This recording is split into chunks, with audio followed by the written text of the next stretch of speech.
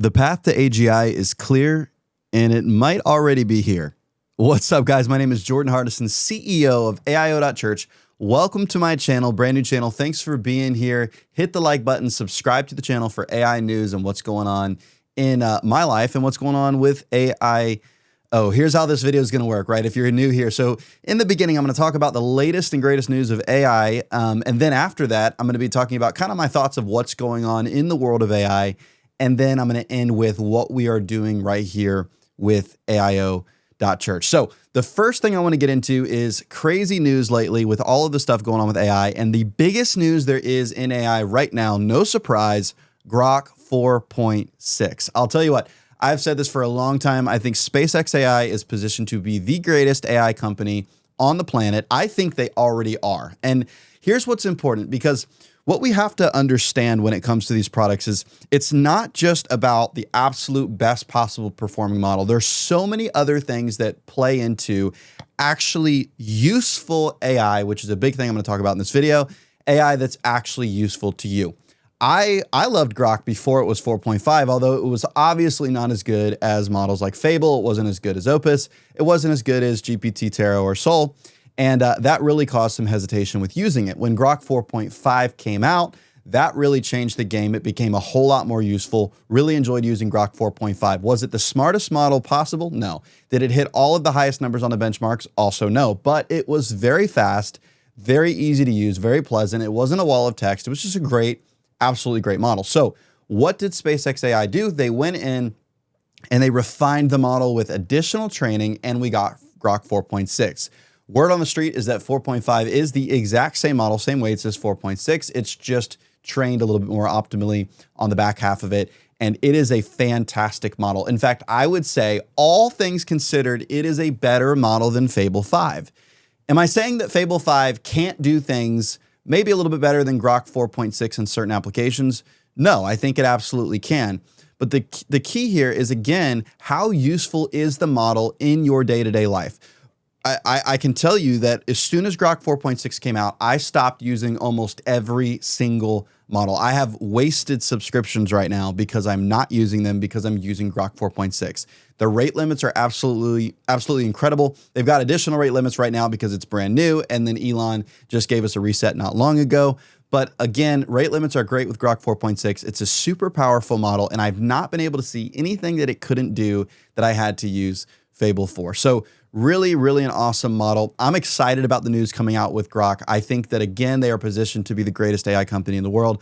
They have the compute. Companies like Anthropic are actually renting compute from SpaceX AI. And then, of course, we have Terafab coming. We have all of this AI compute going to orbit coming. It's a big, big deal. And I think that they really have all of the ingredients necessary to build a super, super, super powerful AI ecosystem, which is important. It's not just about the model, but it's about the entire ecosystem.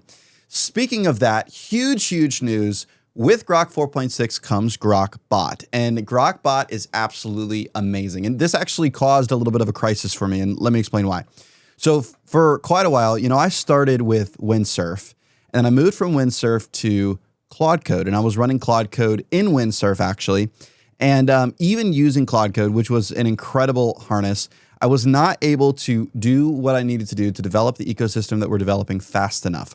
It's not that the harness and the model was not smart enough, but it lacked a lot of the features that I needed to create a full workflow. And this is what is important. The end-to-end, from beginning to end workflow is what actually matters. And that's what people are learning, that these harnesses, I've been saying this, go back and watch my earlier videos. I've been talking about this for a long time. Harnesses are super, super, super important, and they're becoming just as important as the model. So with that, with our AIO ecosystem we were developing, I decided to build my own agentic IDE. Because there are IDEs like Cursor, there's IDEs like Windsurf, which I really liked. But again, these are just forks of VS Code. They really were not built to be agentic first. They're lacking a lot of the features that I needed in order to build an actual optimized workflow on an enterprise scale for the product that we're trying to produce. And so we started building our own IDE. It became AIO Assist. Link in the comments. Check it out. There's a free version of it. You can try it. Now, AIO Assist became so great for us, and it dramatically increased our efficiency for a lot of reasons. Number one, we no longer had to use workflows in GitHub for deployment. We use our own compute. We have a lot more compute than they do when it comes to deployment. So we're able to deploy on our own machine, makes it a lot faster. We're able to make a lot of changes, keep track of different projects, different threads moving all at the same time. We're also able to use all of the different harnesses at once. So we can use Codex, we can use Claude Code, we can use Grok Build, and we can use our own agentic AI coding agent called Ray, all built into the same system. So it became a really great thing. We also added collaboration so all of our developers can collaborate with AIO Cloud all at the same time. And I'm not just talking about collaborating by you working in a branch, them working in a branch, and then merging, but actual real-time direct code editing collaboration, which now AI agents have become smart enough that you can do this without them stepping on each other. I mean, it really made a huge, huge difference. And for the longest time, even with the advancements of Claude Code. So since then, the Claude desktop app came out. Also, the Codex desktop app came out. All of these things started coming out since we began the project of AIO Assist. And kind of what happened is these companies have shifted more into this useful AI away from just the CLI, but actually, creating these useful AI systems with these great UIs that make it easier to work with these models, easier to look at different threads and sessions. You get the whole left bar thing going on, which I'm not a fan of. But, all this stuff started happening, and Grokbot was the first time in since we created AIO Assist where I was like, holy crap, this is a problem. And it's a problem because it immediately became more efficient to use Grokbot than it was to use our own AIO Assist system on a lot of different tasks. Not all the tasks still, but on a lot of different tasks, it became evident that for the first time, I mean, if you think about it, when you're developing a product, if you're able to use your product for the development, it helps because you're testing your product as you're developing it. So that was a big thing. All of our team members are required to use our system. And again, they still have access to Claude Code Codex because it all works within our platform.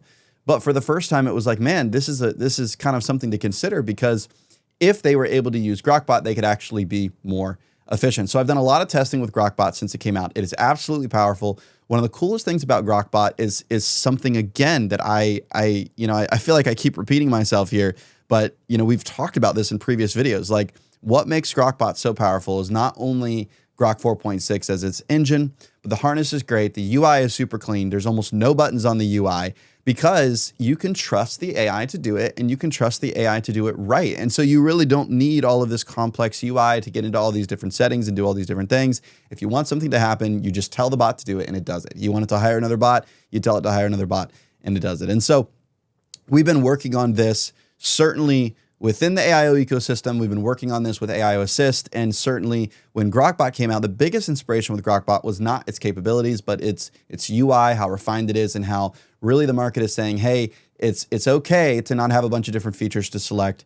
Let the model do what it's designed to do. You don't have to select models, do all this kind of stuff. So what we have done is we have migrated some of what we learned into AIO Assist, which I'm excited to show you about in just a little bit. But that's probably the biggest AI news right now is Grokbot. It's an incredible agent, and I think that this is a situation where SpaceX AI is saying, hey, we want to be a company not just for developers, but we want to be a company for everybody, which does create a problem. I'm going to come back to that in just a minute.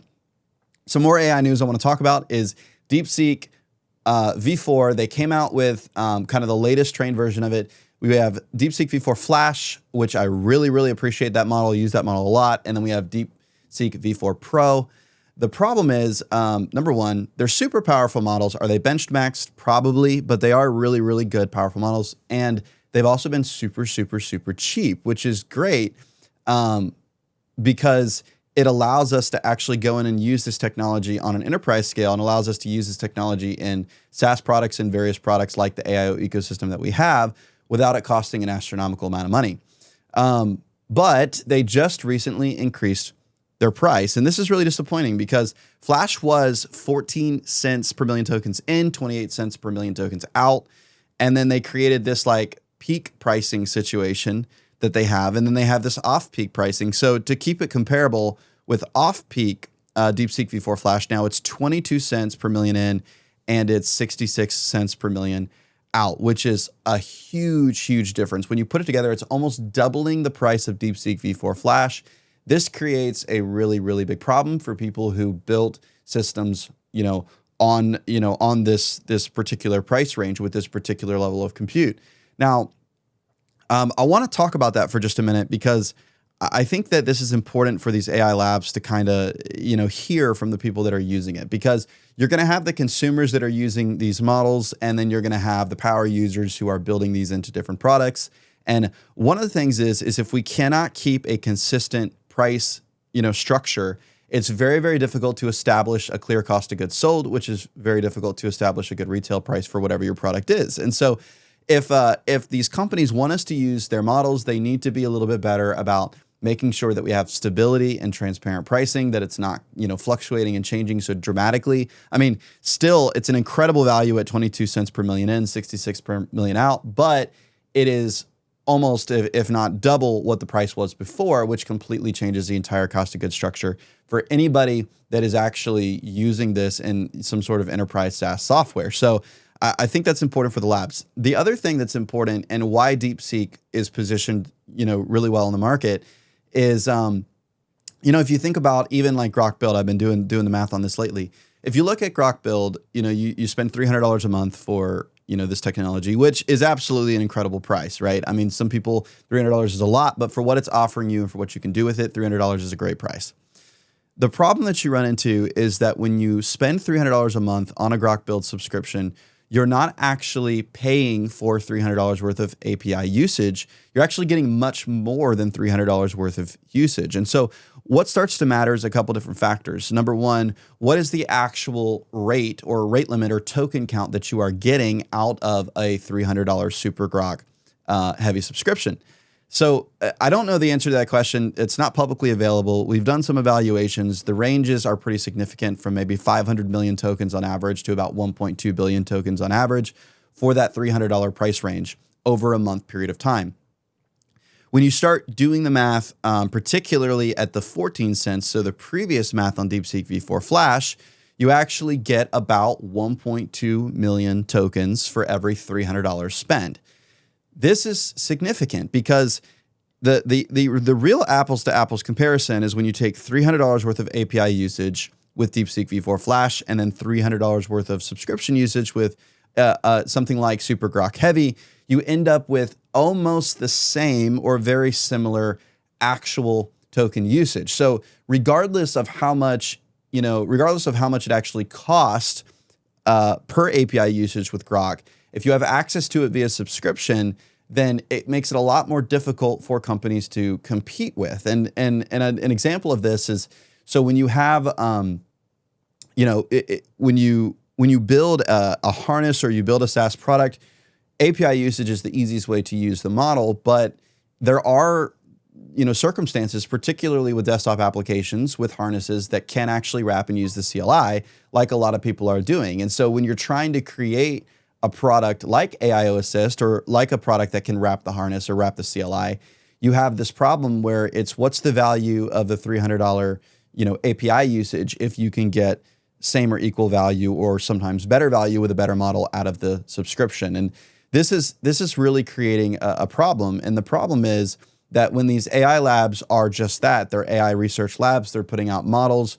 I understand, getting into the consumer market is great, because that increases their market value. Increasing market value, it funds the development of greater AI models. So I'm on board for all of that. But when it comes to the companies that are actually going to use their service or use their API, they're competing with the very companies that could actually use it, and it makes it difficult to compete. So I know that's a little bit complicated. I'm curious on what your perspective is on that. Put it in the comments. Let me know what you think about what's going on there. Some other news coming up is Astra. It's coming. It's not here yet. Is it going to be GPT 5.7? Is it going to be GPT 6? Not sure. Really curious to see it. I do love Codex, but it has been incredibly slow. And so if I have something like I wanted to audit the code, or I wanted to look for gaps, look for bugs, whatever, I'll give it to GPT Soul. I'll let it run for a long period of time. But when it comes to actually back and forth ideating and building with AI, haven't really loved the experience with Codex, because it just seems very slow. Now, Tebow just posted recently on X about this. They're saying that they've seen major gains in efficiency when it comes to Codex. Maybe it's a lot faster.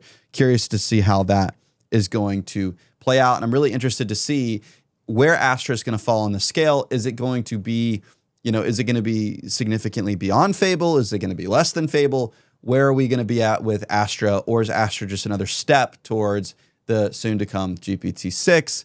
Curious to see what's going to happen there. And that also brings back Grok into the equation, because we know that in 3 to 4 weeks, according to Elon, we're going to get Grok 4.7. It's a newly trained model. It's greater than 2. It's a greater than 2T model. And that's supposed to come out. Elon says that it will be better than every single model currently available. Are other labs going to bring other models that will compete with it? I'm sure that's going to happen, but it's pretty cool to see the rate of increase coming from SpaceX AI. Lastly, I want to talk about Anthropic. They're kind of doing what Anthropic does. They're pretty quiet. They're pretty silent. There's a little bit of an exchange where Dario came onto X the other day, gave some perspective on some of the language that he uses when he talks about these AI models. I think that was a little bit interesting and maybe shifted my perspective slightly. But then you also get news from Anthropic, like they're using this new model. They call it Model 2 internally. It's supposed to be a lot more powerful than Fable. But then again, here comes this language that they like to use. Like, we have no plans of releasing this model to the public, just like they had no plans of releasing Mythos to the public until they did as Fable. So I'm curious to see what's going to happen with that. But I got to be honest with you, I'm becoming less and less and less interested in Anthropic as time goes on. I'd like to see that change. I'd like to see them, be a little bit more friendly to the customers and the people who are using the model. But we'll have to see how that plays out in the long run. Real quick, want to take a second. Thanks for watching the channel. I want to move on to the next part of the video now, which is kind of this idea of what's going on with AI. I had a great conversation with my business partner, good friend the other day, and we were talking about AGI and are we there or are we not? And I think the consensus in general right now is that we're not. But I think the path is becoming very, very clear. And let me explain why that's the case, right? Where we started talking about this is, what does the model need in order to improve? It needs compute, right? And so what are we doing? We're going out and we're building data centers, and which, by the way, this channel is not about politics, but please get involved, vote appropriately. There's so much misinformation going on about data centers, and it's going to cause us to lose a race with China and AI. So get involved in that if you're here in the US. But my point that I'm saying is that what are we doing? We're building data centers. I mean, SpaceX AI is, building the most powerful, the world's first reusable rocket that now will be able to take satellites up into orbit, that are going to put, satellites in sun synchronous orbit, that are going to, collect power from the sun, that is ultimately going to be used for AI compute, and maybe not training, but at least inference. So I look at this and I say, well, in order for AI to get smarter, it needs more compute. It's almost as if the AI is causing us to give it more power. And you may say, well, AI is not, humans aren't slaves. AI is not saying, hey, you need to go and do this, or you need to go and build these data centers. No, but here's what it is doing. It is increasing the quality of life. It is solving problems that we could not solve before. It's completely and totally changing industries, which is ultimately changing the economy. So it is manipulating the economy, even if not directly. Indirectly, it's manipulating the economy. And a result of that is that we are going out and building data centers to make it more powerful, which is exactly what it needs in order to grow. That sounds a lot like AGI. If you start to think about something, I'm a big believer. I'll continue to be a believer. We can talk about it on the channel. I don't think AI will ever be sentient, but I definitely think it can act sentient. And this is an example where even if it's not telling humans, hey, you need to go build more data centers, it is manipulating the lives of humans to the point where humans want to go out and build more data centers in order to expand the capability and the capacity of AI. I think that is incredible. I also think that what's going to happen is we're going to get this AGI push, which I think is coming very, very soon. And then what's going to happen immediately after that is a SI. Recently, I've done some, studying and research and actually developing an LLM myself. I think that's going to be the future, and just kind of understanding what's going on behind the scenes. And what became very, obvious very quickly is that you need really good training data when it comes to training an LLM. And used to be that we would have all of the training data that humanity had that's available on the internet, whatever access that they could get for training data. But it wasn't really a situation where it could be written by AI. It was written by humans, which is inherently flawed. Therefore, you're feeding inherently flawed training data into an LLM. What's happening now is that the LLMs are taking this flawed information and it's able to produce a final product due to the collective of the information. It's able to produce a final product that's far superior than the material that was originally putting into it. What this means is that the AI can actually write the training data that it needs to more efficiently or better train models in the future. And we're already seeing that happen now. And what's going to happen with that is, as that begins to happen, we're going to see this rapid growth in this concept of ASI, or artificial superintelligence, where the LLMs are able to train themselves better than any human can because it can write the training data itself to steer the AI in a particular direction. So that's kind of what I think with AGI. I think that, I'm not sure that there's going to be a moment where we're like, okay, this is the moment. This is the point where AGI is here. Sam Altman says that we are living in the singularity right now. I think that there's probably a lot of truth to that. And I think this is going to be a situation where we're going to maybe look back in probably a year or two and say, man, we were living in the days of AGI and we just didn't know it. And, I think that's important as you look at the use of AI and how it's going to affect and manipulate lives, because it doesn't have to just say, hey, go and do this in order for it to modify your behavior. It can increase your efficiency. It can increase your revenue. It can do a lot of different things to help you. And that alone is going to influence your behavior in order to feed it what it needs in order to get more powerful. Curious what you think on that. That's what I've been seeing. Let me know. Put it in the comments. Now, the last thing I want to show you today is some of the latest and greatest of what we've been working on with AIO Assist. I think this is a super, super powerful platform. I'd love to see more people use it, more people try it. That's why we went out and we went ahead and put together a free version of the software and the subscription. There's internal talks of going open source. Curious, what do you think? What are the benefits of open source? What's the benefits of keeping it closed? And, with our thing, we have so much going on in the AIO ecosystem that we can't open source. It makes it a little bit difficult to open source AIO Assist specifically. But I would think that if we had enough people that are really interested in open sourcing the software, then we would probably look at doing that. But the best way I want to show you AIO Assist is a real life workflow. And what I've got is I've got an animated video that I'm going to pull up here on the screen. I'm going to hit play, probably going to stop it and talk about it as it goes. But let's just start with this. So I'm going to jump in here. I'm going to hit play and I'm going to try to describe. So we actually have on the left, we have our new feature that's coming to AIO Assist, which is Raybots. It's the same functionality that we had in AIO Assist. We just skinned it a little bit differently to make it easier to use. Thank you, Grokbot, for the inspiration on that. So when we come in here, you're going to hire a Raybot. You're going to tell the Raybot what it's supposed to do. And of course, you can name it and do all these things. So you can see we hired the Raybot. We're telling it what to do. And we're going to get that working on researching a particular company that we're going to be working with. Now, the next thing that you're going to see is we jump over here in AIO Assist and we go to meetings and we schedule a meeting with the client. Now, this to me really starts to illustrate an AGI style of workflow. So the ability to write the proposal is already there. The ability to actually create the code is already there. But the goal is to be able to connect the dots end to end. And I'm not just talking about a lovable or talking about something that you can go in and give it an idea and it just does it. I'm talking about like it's actually running the business for you. And so what happens here is after creating the Raybot, it does the research. We have the research. We go in, we schedule the meeting with the client. We continue. We can actually send the link to the client, jump into the meeting. We have the video meeting. Ray is transcribing the video meeting as we go. We can see that the meeting is complete. We can then jump over to Ray and the orchestrator and say, hey, grab all of the details from that meeting, write the proposal. And then boom, we have a proposal. This is a real life workflow that we actually use successfully with clients today. So it writes the proposal. Once the proposal is written, you can say, hey, this is great. Let's go ahead and create the project. So we go into AIO Assist, we create our project. Once we create the project, we can go in, we can establish the environments, which is going to create that. I'm going to back up there a little bit. It can go in and it can create the local, the staging, the production in multiple different environments, all within the same. Let's say you're doing a mono repo where you have a web app and you have a mobile app all running off the same thing. You can create them all in the environments. You have your environmental variables, your secrets vaults right there that are encrypted. Now, what it can do after you create the environments is you can go into the orchestrator and you can say, okay, we've got the project, which it could have done for us, but we wanted to show you anyway.